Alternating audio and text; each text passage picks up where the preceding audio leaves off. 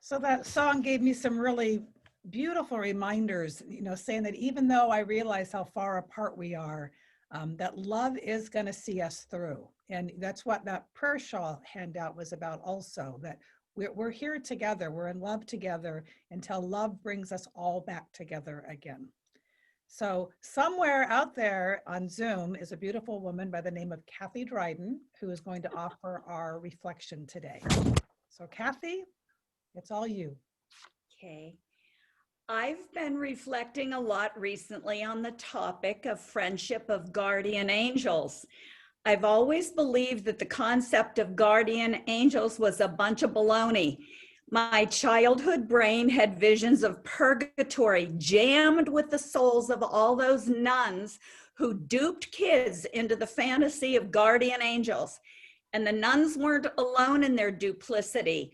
All the souls of the parents who duped kids about Santa Claus and the Tooth Fairy were serving time for lying. Honesty was a big thing for me. It still is. And I do not have trouble believing in angels. It's the guardian variety that was in question.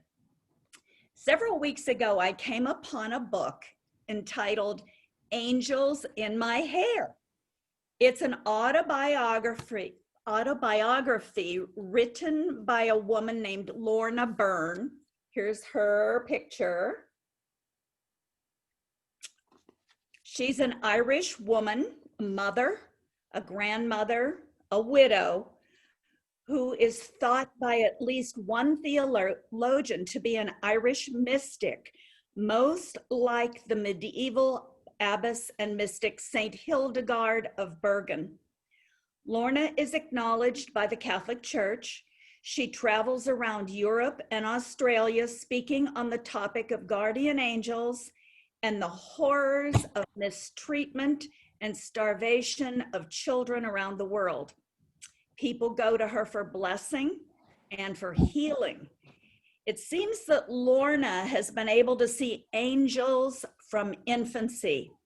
Her parents and her pediatrician were convinced that she had intellectual deficits based on her lack of attention and focus on invisible objects other than people. Lorna was watching and laughing at the angels that were surrounding every scene.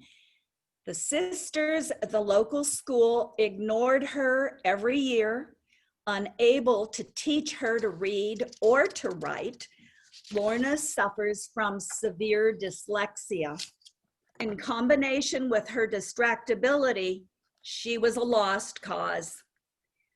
Lorna realized she was able to see everybody else's guardian angels, a sight apparently nobody else could see. She communicated with angels telepathically, carrying on conversations and learning from teacher angels. Angels would read texts to her, and her guardian angel would hover her hand over Lorna's, tediously forming letters with pencils. Today, Lorna has a steady group of consultant angels to confer on the content of her books, which she dictates to voice activation recognition software. In time, Archangel Michael became a lifelong visitor and teacher. Lorna states that of the three most famous archangels, Michael, Gabriel, and Raphael, Michael's the head of all angels, like a general. He's a protector and acts like the chief assistant to God. Lorna is visited by the prophet Elijah and by Jesus and by various specialty angels, each coming to teach her something. Archangel Michael has joined her in many meditative prayer states and has at times leaned her against a haystack in a neighbor's farm field and taken her soul temporarily out of her body. He took her at God's request to talk to God the Father. God sat her on his knee and showed her how he creates a new soul at conception. He told her that he assigns a guardian angel to each of us at conception, and that angel must never leave us. It's the gatekeeper and guardian of our soul and is entrusted with the task of taking our soul back to heaven at our death, where it remains with us forever. He also said that we know and love our parents at that creation moment, and children who will be aborted know that in advance, as does their guardian angel. The guardian angel will bring that little soul back to heaven, and the love of the parent is ever present. Lorna's learned much about angels and has been given permission to tell us various things about them. There are also things that she has not been given permission to reveal. Here are some of the things that she shares with us right now. Angels are everywhere. We can summon angels for help, and they're dispatched according to their specialty. There are angels of prayer, helping angels, healing angels, teacher angels. Hundreds of angels are present in church and at every prayer service. Every cemetery has many angels who are there for the purpose of comforting the grieving. When Lorna drives by a cemetery, she sees all the angels who are on duty that day, available to anyone who stops by to pray or to bring flowers. Angels may not touch us. They float a few inches off the ground or off the bed or off the floor, separated by a sort of air cushion. Our guardian angels always stay behind us. They're very tall and can appear as male or female. You may ask your guardian angel to tell you its name. Guardian angels communicate with us by whispering in our ear. This is actually thought transfer, thought suggestion. At this point, I realized I owed my guardian angel an apology for not believing that it exists. I know I have received thought suggestions all my life, and I wonder if my guardian angel looks like this. Every time I claimed I didn't have a guardian angel. Guardian angels leave us a bird's feather as a surprise and as a morale booster. Since they can't touch the bird, they can persuade it to shed a feather, and they can stir a breeze to move the feather where we'll find it, or suggest that we walk to the location of the feather. One of Lorna's friends told her angel she wanted a feather, which she found in her shoe that she had left at the doorway to her home. Lorna can see souls and lets us know that our loved ones are able to be with us when we're especially in need of them, regardless of how long they've been in heaven. She was able to see her husband's guardian angel taking his soul to heaven on the morning that he died. Lorna wrote most of these things in her first book, which is Angels in My Hair. Whoop, there we go. Her second book, Angels at My Fingertips, whoops, begins to discuss some of the prophetic information that she's been instructed to share with us. Much is said on the topic of environmental destruction of our planet. Lorna has also been instructed to write a book with other revelations, and this is to be published upon her death.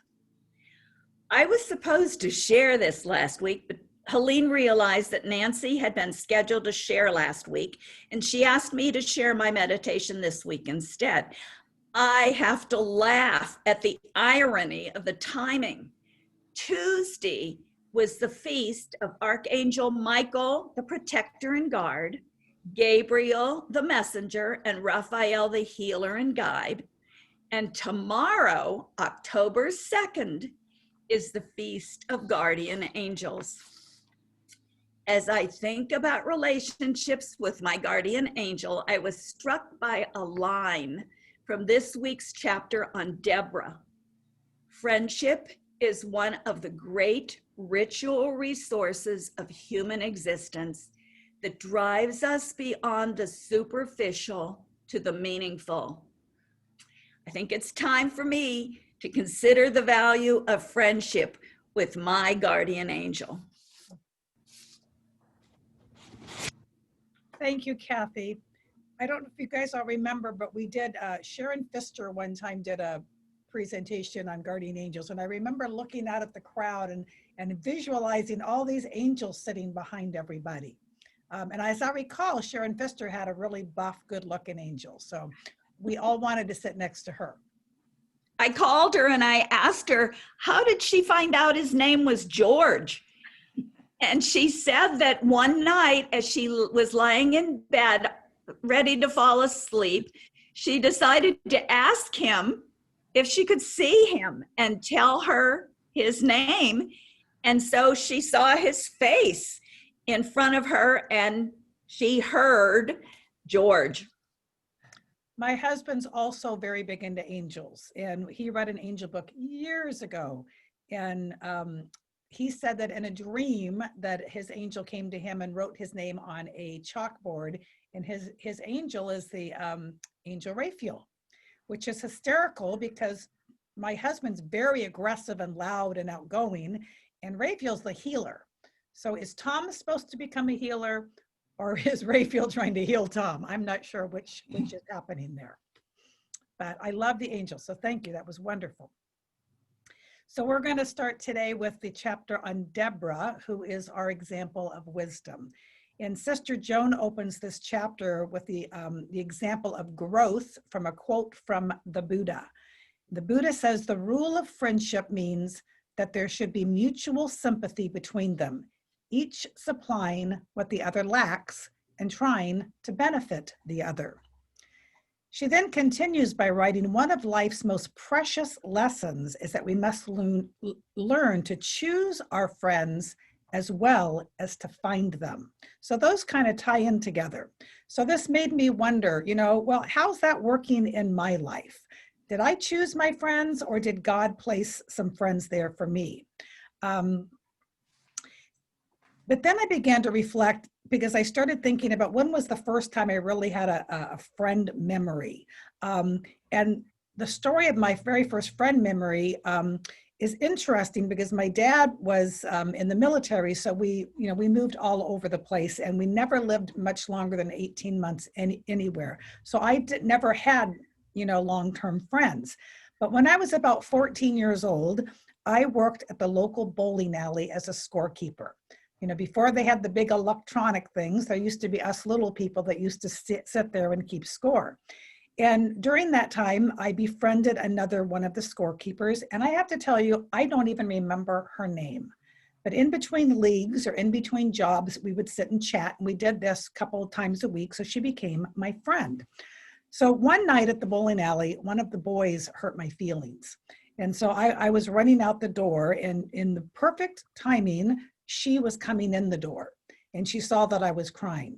And this unnamed friend wrapped her arms around me, asked me what was happening, and she just stood there and held me. And it was the first time that I had ever been held like that, even by a family member. So this nameless friend holds this very deep place in my heart because she's the one that helped me begin to realize what God's love felt like. Sister Joan, in this chapter, make sure I'm going the right page. Yeah, she introduces us to the beautiful Deborah. And Deborah sat under a palm tree, and she says that she sat there to judge people, but not to judge people as we think, but she sat there to enlighten people, to listen to people, and to calm them. Deborah was a friend because she listened from her heart, and people recognized her for that. They recognized her wisdom.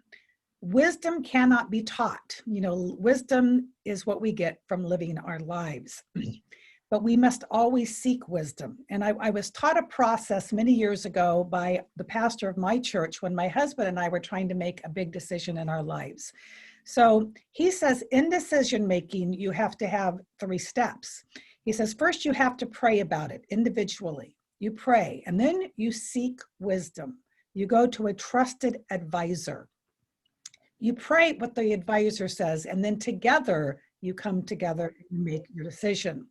So seeking wisdom from others is a way toward growth, and our growth can affect another's growth, and so on, because we can pay our wisdom forward. And this is what Deborah did. Sister Joan shares the story of how Deborah was summoned by the warrior Barak, and she advised him on battle. Now, who would ever think that a woman back in that time would be advising a man? That was very unheard of. So when I thought about that in my life, I thought, well, you know what? It's kind of like me working for the Catholic Church. It's a church, it's a wonderful church that is dominated by men. And within our church, there are some men leaders who are afraid to value the voice of women, not our pastor. But some of these men, they literally live by the law and the rules of the church. But as Sister Joan writes, wisdom sees more than facts and rules. Wisdom understands motives, reasons, and results. And I love how the Bible calls wisdom by the name of Sophia. So wisdom is a she. All voices need to be heard. We are all the body of Christ. In Paul's letter to the Corinthians, he tells us that. It says there should be no division in the body, but that its parts should have equal concern for each other. If one part of the body suffers, every part suffers with it. If one of the part is honored, every part rejoices with it. We are all the body of Christ. So I invite you as women and in your groups today and in your life today to share your wisdom, share your life experiences with one another. It enriches all of our lives. Sister Joan then introduces us to the beautiful Phoebe, and who she is the example of support. And she begins this chapter with a quote from Khalil Gibran, who wrote, "Friendship is always a sweet responsibility, never an opportunity." So now I have to tell the story using my husband as the bad guy. Because when Tom was a younger man, he believed that all of our friends should be business contacts, people that might give us opportunity to further our success. And he worked very hard at this. He was dragging me on to all these organizations and to business meetings and to social events and tennis games and golf outings, just to fit in with this particular crowd. In the meantime, as a young couple, we had been introduced to another young couple by a woman at my church. It was her daughter. She kept saying, "Oh, Helene, you would just love my daughter. You would just love my daughter." So finally, we met. And we liked each other from the very beginning. But they didn't necessarily at that time fit the bill of influential people. So I tried to spend more time with them because I really like them. And Tom was still trying to spend more time with all the influencers. Well, here we are 34 years later, and we are the best of friends. Tom got older and wiser, and he realized what a true friend was. It really didn't matter if they benefited his success or whether they played tennis or golf. It didn't matter how much money they had. What did matter is how much we cared for one another. We challenged one another, which these friends do, and that we really enjoy being together. So Sister Joan writes about the studies and the power behind friendship between women. And I totally agree, women need women. But I must say, it's been very, very inspiring for me to watch my husband and our friend Rick as they have grown closer and closer over the years. Maybe something that's not, we see women all the time. Because the icing on the cake of this relationship is, sorry, I had to print this differently today, is that we all get along. The four of us get along really, really well. So there goes God again, putting people in our lives. Sister Joan teaches us about the beautiful Phoebe, who is given only 2 lines of credit in the Bible, even though her effect on the community was great. She was considered a deacon of the church, one who serves, a sister of Christ, one who loves, and a benefactor of the church, one who lives to support the dreams of others. I love that line, to support the dreams of others. Phoebe gave freely of herself. And Sister Joan ends this chapter with the line, "The Phoebe quality of friendship reminds us that we are not servants. We too are raised to be co-creators of the cosmos, just like Phoebe, co-creators, the cosmos that we call life." So I'd like to share a couple photos.